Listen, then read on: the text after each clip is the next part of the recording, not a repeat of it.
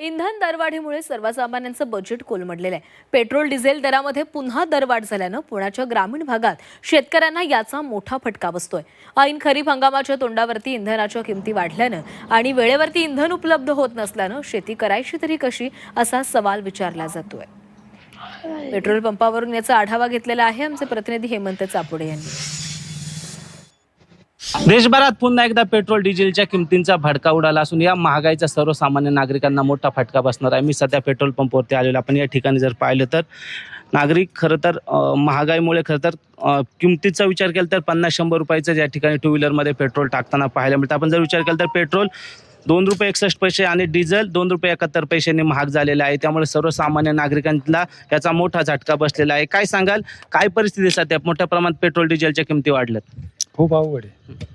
तुम्ही फक्त 50च पेट्रोल टाकले न जाऊ ते कमी टाकला थोडंसं, पण लय अवघड आहे खूप. म्हणजे खिशाला काय तर लागले, पैसेच नाही टाकण्यासाठी. पैसेच नाही टाकायला, कुठून टाकणार ना?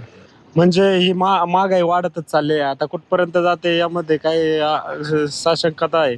आणि जर परिस्थिती जर पाहिली तर शेतकऱ्यांची दुहेरी संकटात सापडलेला आहे. एकतर शेतमालाला कोणत्याही प्रकारच्या बाजारभाव नाही आहे, त्यामध्ये तरकारी असेल, अनेक माल असतील, आणि त्यामध्ये ही रोज होत असलेली डिझेलची दरवाढ यामध्ये शेतकरी पूर्णपणे भरडला जात आहे. हेमंत चापुडे, झी मीडिया, जुन्नर, पुणे.